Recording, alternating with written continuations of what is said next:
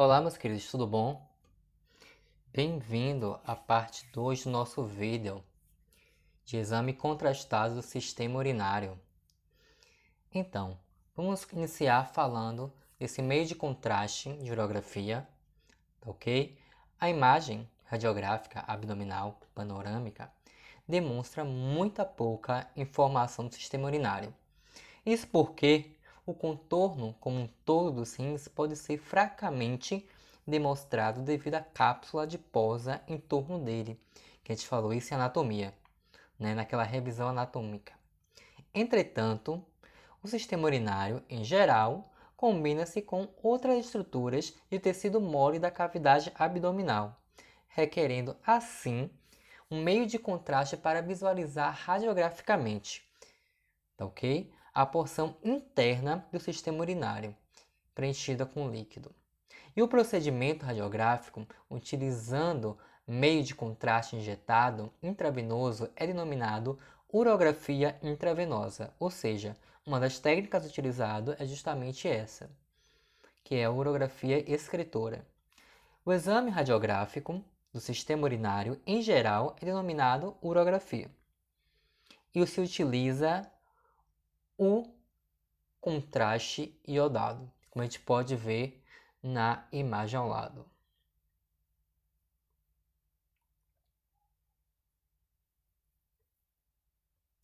Falando de orientações que a gente deve, auxiliar e falar ao paciente nesse preparo, é importante, dentro dessas orientações, uma alimentação leve no dia do exame, um jejum de 8 horas, laxante para realizar aquela limpeza intestinal, e é super relevante e importante urinar o volume máximo possível antes de se dirigir à sala de exame, tá ok? E anamnese que sobre possíveis reações alérgicas ao iodo, para o paciente não ter nenhum tipo de problema, tá ok? Então, durante a apresentação, a identificação do paciente, a explicação do procedimento, o estado mental e emocional do paciente também deve ser levado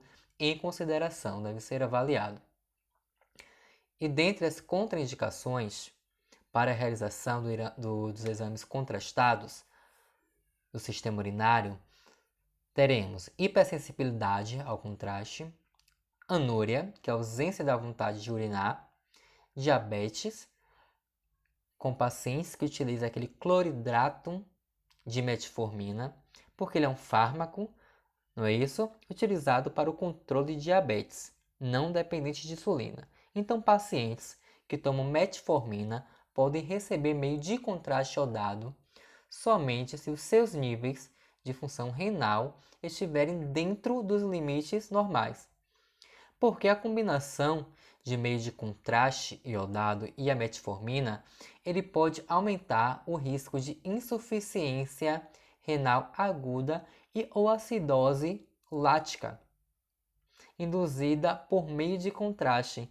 Então, por isso, é recomendada a suspensão desta metformina por 48 horas e só retomá-la quando aquela função renal ela estiver dentro da normalidade.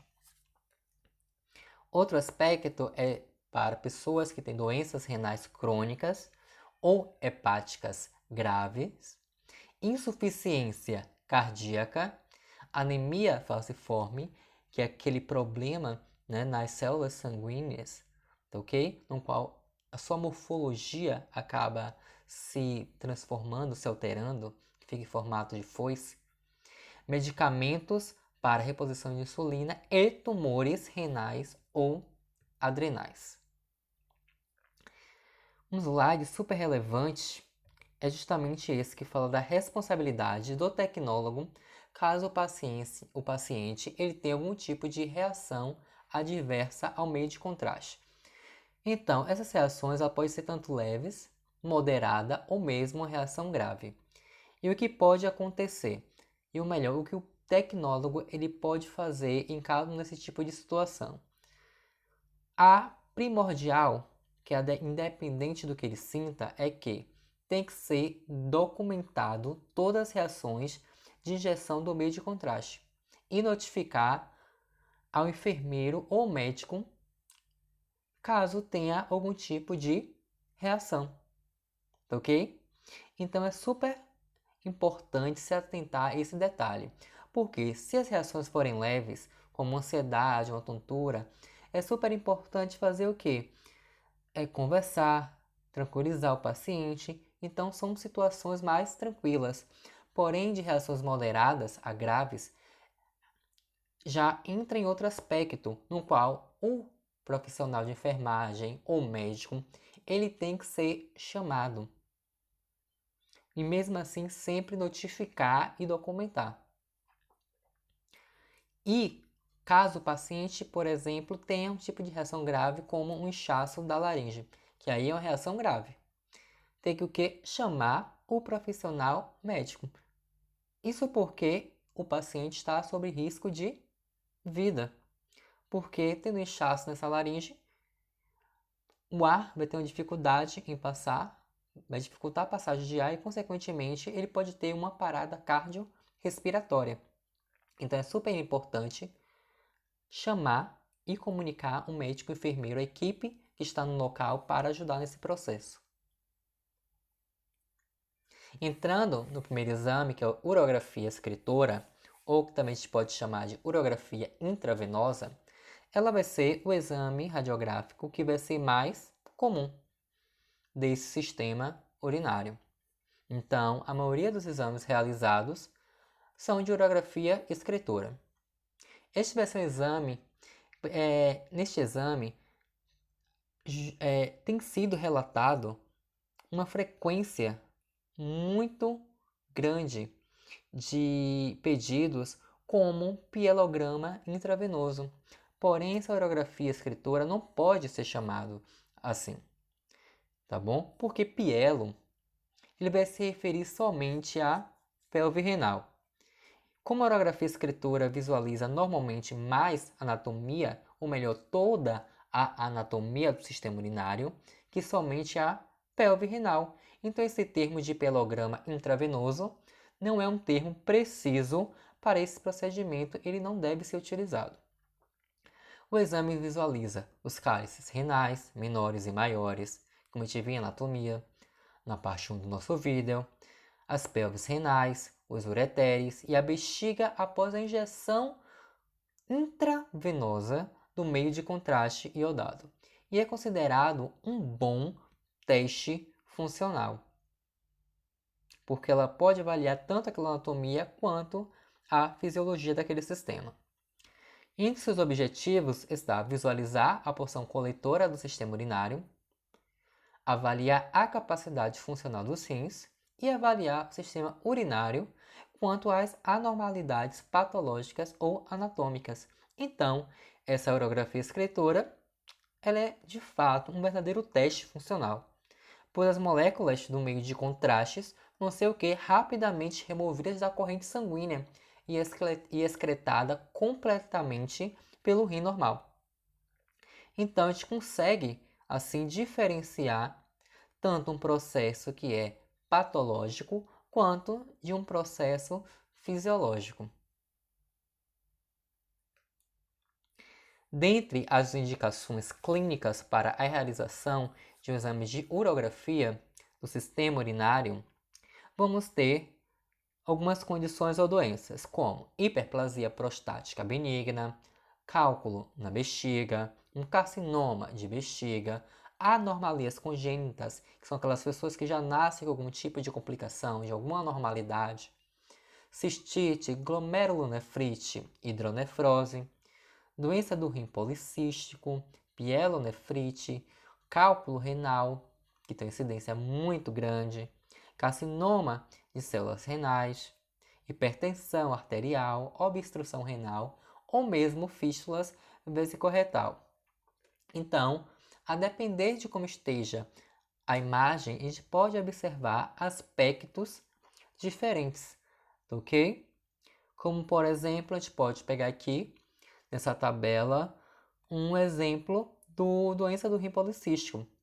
né, que tanto pelve renal, cálices renais e ureteres proximais a obstrução de estendidos, né, e o nefrograma tornando-se anormalmente denso. Então a gente pode visualizar esses aspectos na imagem, ok? E sendo um pouco mais específico e demonstrando isso nas imagens, vamos falar dessa hiperplasia prostática benigna ou mesmo do cálculo renal, que elas vão apresentar-se diferentemente quando a gente observa na radiografia, tá ok? Nessa urografia. E aí, quando a gente fala dessa hiperplasia prostática benigna, ela vai ser o quê? Um aumento da bexiga. Ela não é uma doença maligna, ela é uma doença benigna. Então ela pode, né, causar compressão e obstrução da uretra, por exemplo. E esta obstrução produz frequentemente micção frequente e dolorosa, e assim um possível fluxo vesicuretal.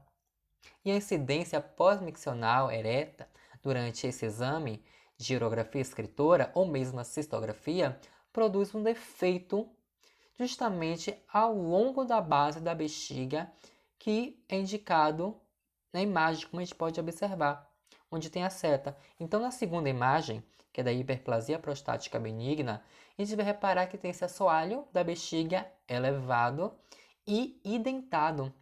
Então, são características evidentes de uma hiperplasia prostática benigna e não maligna. Então, esse aspecto não vai ser um câncer, tá joia?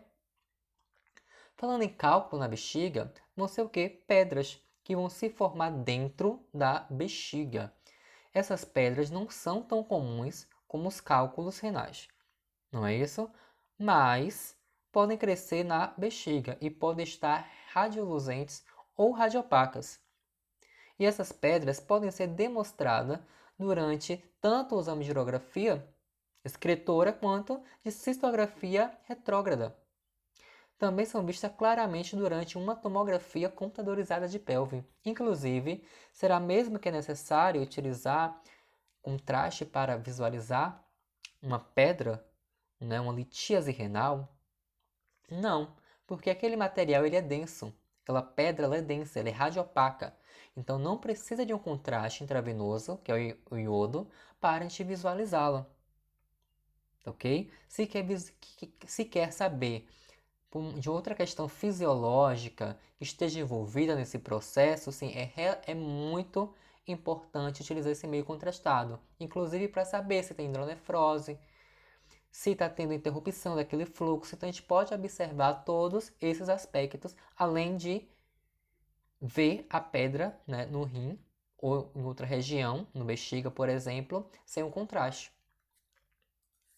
E aí a gente observa isso na primeira imagem, tá ok? Que tem a seta, então essa estrutura redonda, circular, não é isso? Dá demonstrando uma calcificação dentro da bexiga. Então, esse material, essa estrutura está bastante radio-opaca.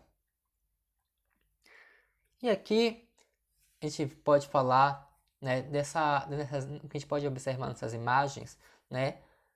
Pode ter algumas anormalidades, tá bom? Congênitas, ou mesmo cistite, como a gente visualiza na imagem. Mas falando um pouquinho dessas três, tá bom?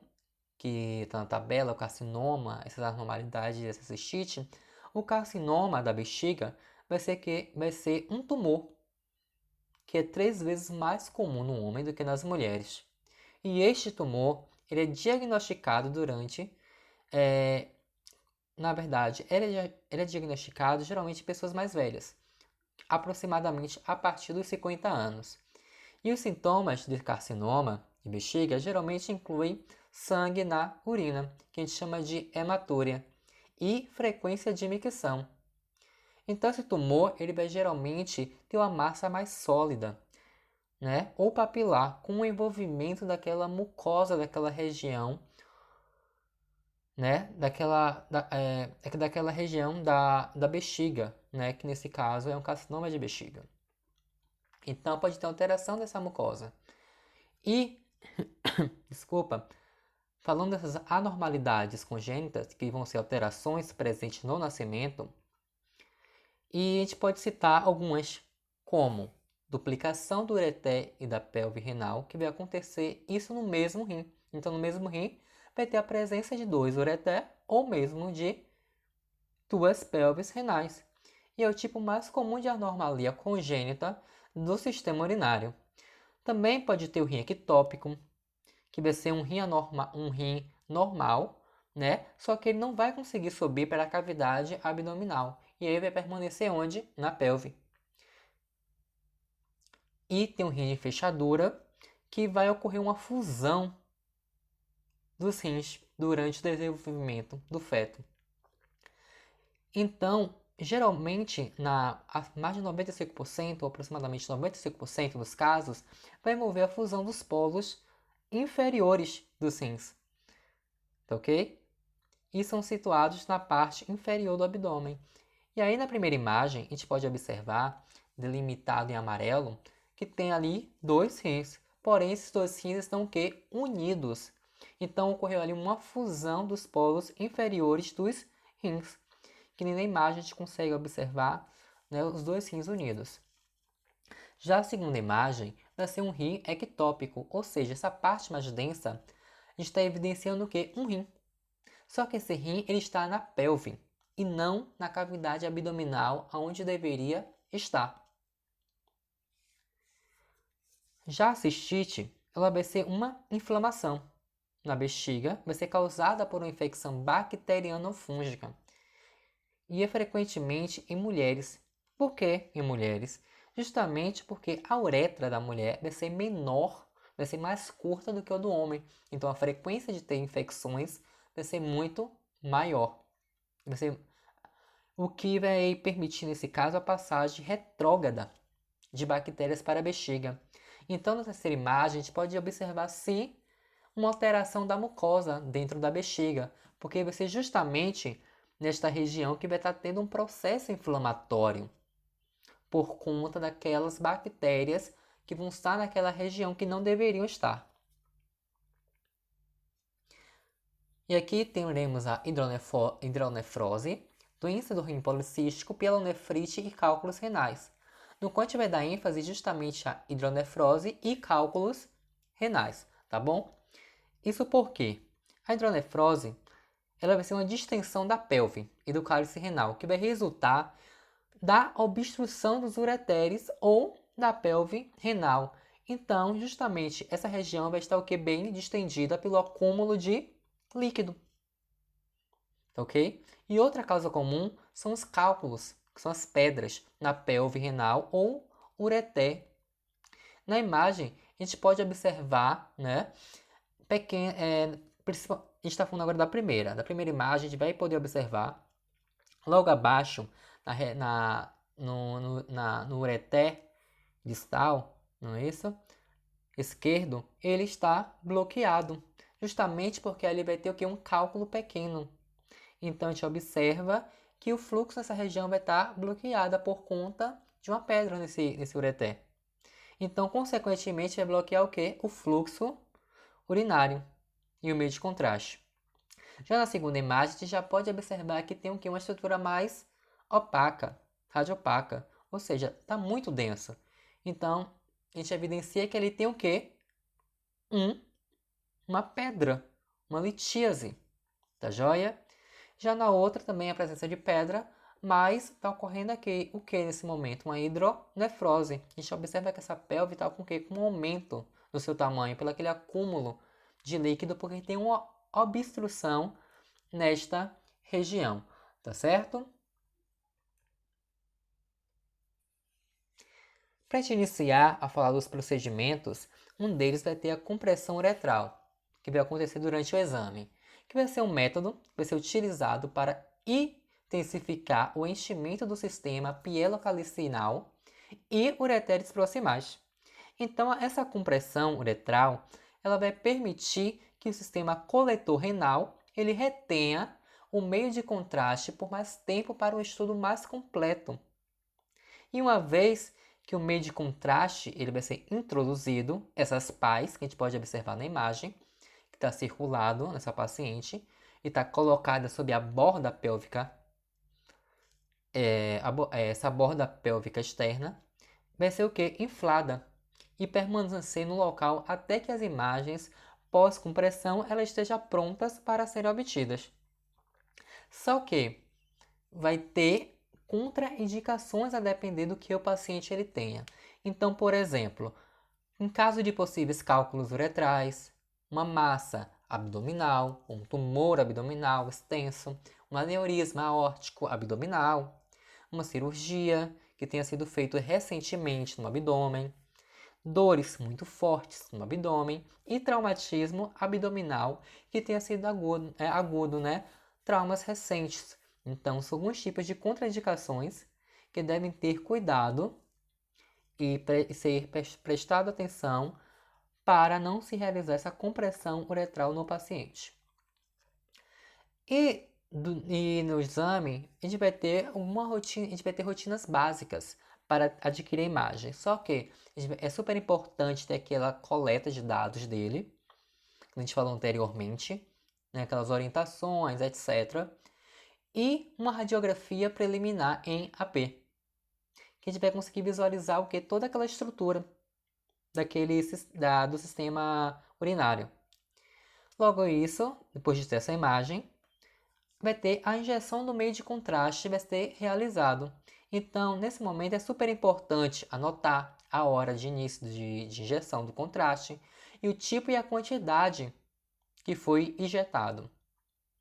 E agora vai se iniciar aquela rotina de imagens básicas que devem ser realizadas, agora após contraste, como o nefrograma, o AP supino de 5 minutos, outro de 10 a 15, oblíquas posteriores de 20 minutos e uma pós-miccional, que pode ser tanto prona quanto ereto.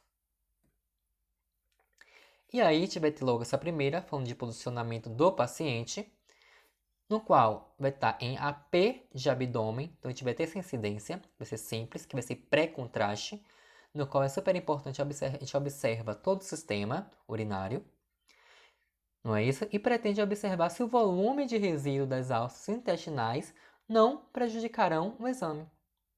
E localizar possíveis cálculos radiopacos que podem ser mascarados pelo contraste iodado. Então, se utilizar tanto o contraste sem antes fazer um pré para saber se tem um cálculo, ele pode ser mascarado. E aí a gente não ter no exame, a gente não pode, a gente vai acabar não observando se tem ali um cálculo ou não. E avaliar as técnicas radiográficas selecionadas. E aí, a gente já fala desse nefrograma, tá joia? Que é importante realizar. Porque ele vai demonstrar condições de traumatismo ao parênquima renal. Cisto renais e massas suprarrenais podem ser também demonstrados durante essa fase, na urografia e escritura, e o nefrograma ele envolve uma única radiografia AP, só que da região do rim tirada dentro de 60 segundos, ou seja, de 1 minuto após a injeção do contraste. Então, nesse posicionamento, o paciente ele vai o quê? Ser colocado sobre a mesa em posição supina, como a gente pode observar, com o travesseiro para a cabeça e os braços ao lado distante do corpo, para não ficar próximo à região abdominal. E o apoio sobre os joelhos para aliviar a tensão nas pás. Tá joia? Se precisar, se necessário. E aí na imagem a gente pode observar que a imagem, após 1 minuto, que é esse nefrograma, ele é mais específico em uma região, tá bom? Ele quer ver esse início do contraste, tá bom? O que ele quer ver justamente as condições daquele parênquima renal.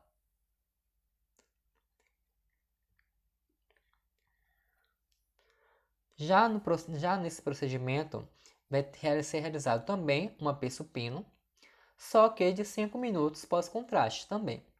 E essa incidência com contraste para estudo do estágio inicial do funcionamento desse sistema nefrográfico. Então, o paciente vai estar nesse AP, e aí vai ser também feita uma radiografia em AP supino para visualizar. Inclusive, na imagem, a gente pode observar, onde está escrito stones, que nesta região tem um cálculo, tem uma pedra, tá bom?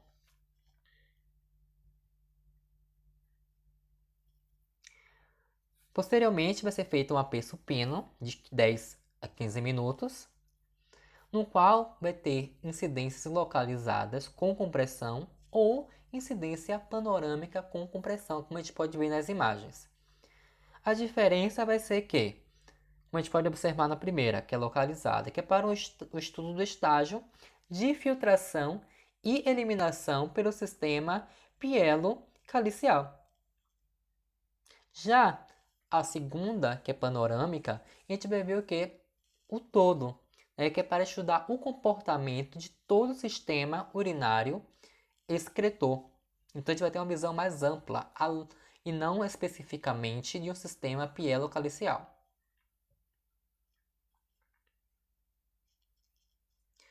Posteriormente, sendo feita uma oblíqua posterior, depois de 20 minutos pós-contraste, no qual na imagem a gente pode observar, né, a paciente no posicionamento, ok?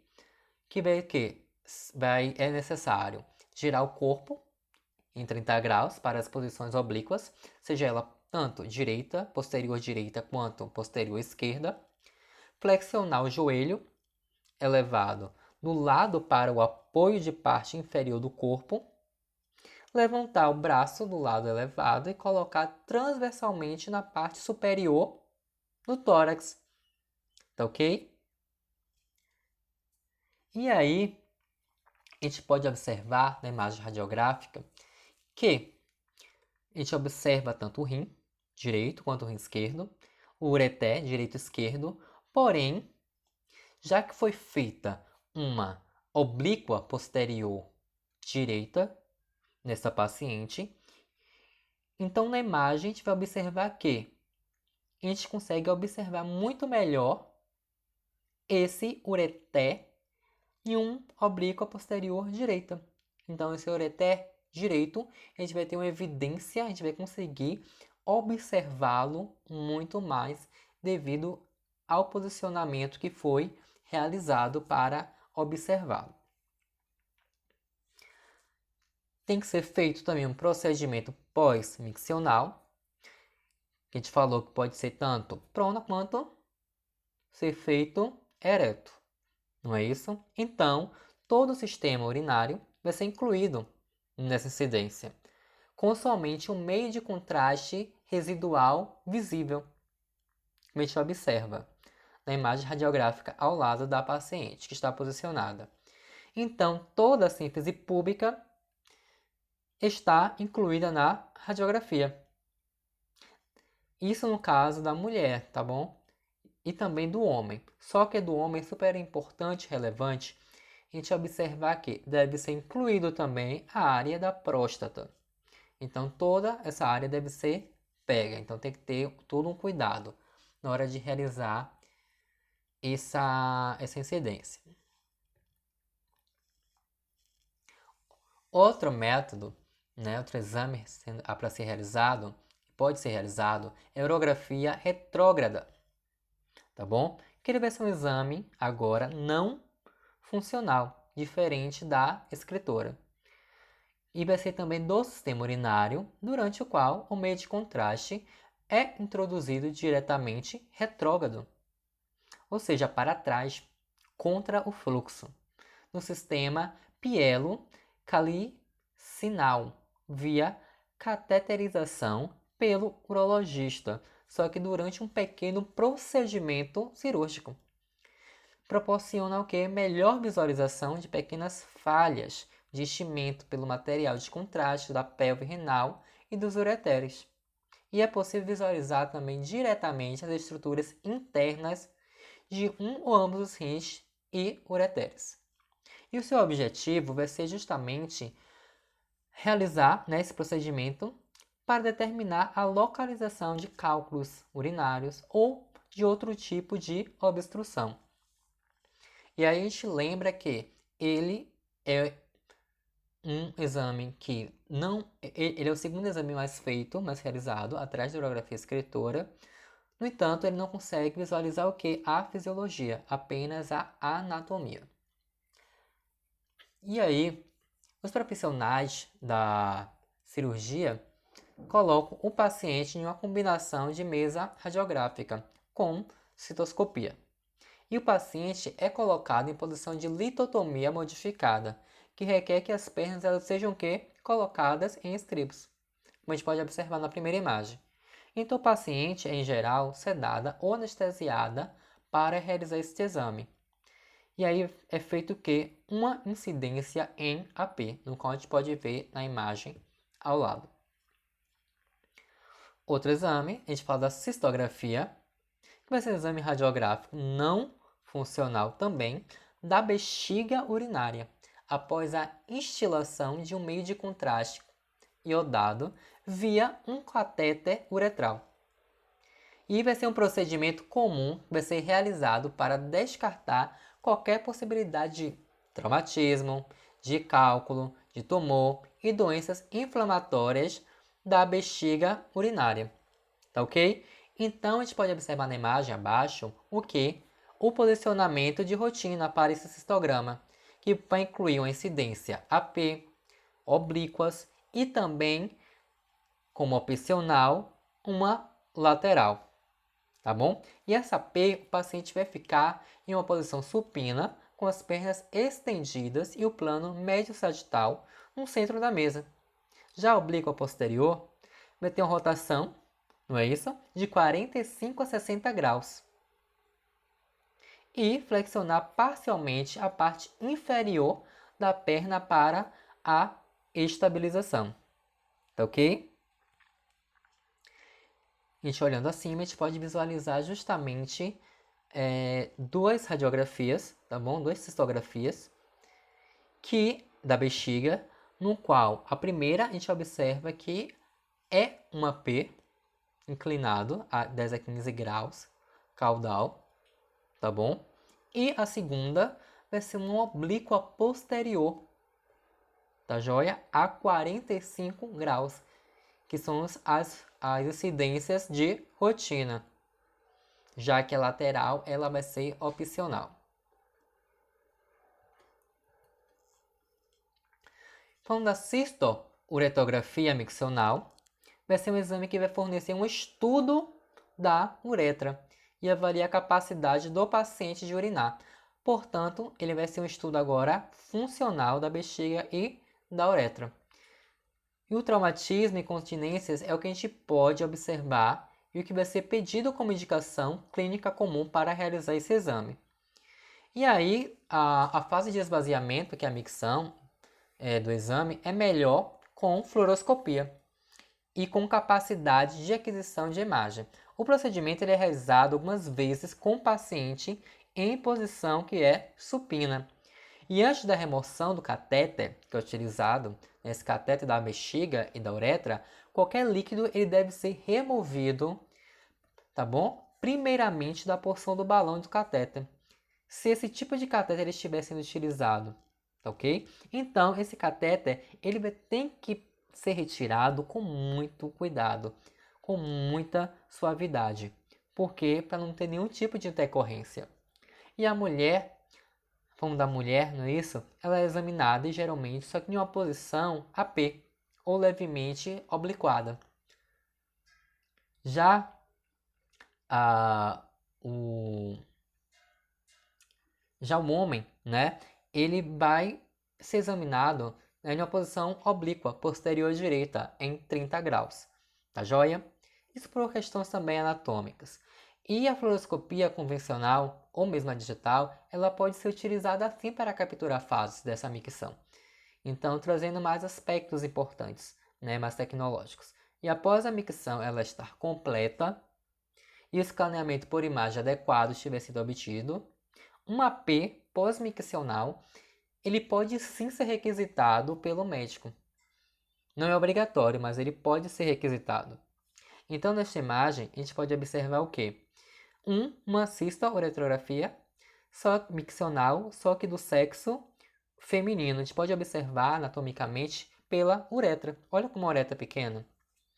Tá bom? Então, a gente sabe que é do sexo feminino. tá bom? Porque foi feita em uma P, tá bom? Ou simplesmente uma levemente obliquada. Isso vai... Ela pode ser feita uma P ou levemente obliquada, só depender da situação, como o médico ele queira visualizar. E para a gente finalizar, a gente vai falar da uretrografia retrógrada, que vai ser realizada algumas vezes no paciente do sexo masculino para demonstrar o comprimento total da uretra. Vai ser um meio de contraste, vai ser injetado, só que retrogradamente, tá bom? Na uretra distal, até que ela seja totalmente preenchida, tá bom? Então, na imagem, a gente pode observar justamente isso. A uretra totalmente preenchida. Então, é colocado na uretra distal, e ela vai ser aqui preenchida completamente, porque para demonstrar o comprimento dela, o tamanho. Isso, como indicação clínica, pode ser para traumatismo e obstrução da uretra. E a injeção de meio de contraste é facilitada por um dispositivo especial, que a gente vê ao lado na imagem, tá bom? Que é denominado de pinça de Brodny, que vai ser conectado à parte distal do pênis. Então, o meio de contraste, né, vai ser inserido, né, por conta desse equipamento, desse dispositivo que vai facilitar. E aí, né, pode ser pedido, né, vai ser pedido uma incidência oblíqua posterior direita em 30 graus. Isso a gente pode observar nesta imagem radiográfica, que vai ser a posição de escolha para a realização desse exame, tá bom? E também para ter aquela centralização da... porque vai ter aquela centralização na sínfise pública, tá bom? E o catéter vai ser especial, vai ser inserido justamente nessa uretra distal. E a injeção vai ser o que agora? Aplicada. E o meio de contraste vai acontecer o que? Preencher agora toda essa uretra. E aí vai ser o que? Feita as exposições.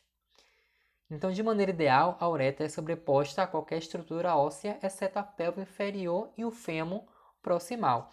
Então, a gente vai fazer essa uretrografia retrógrada justamente com essa finalidade de observar a uretra do paciente. Tá joia? Então, muito obrigado e até a nossa próxima aula.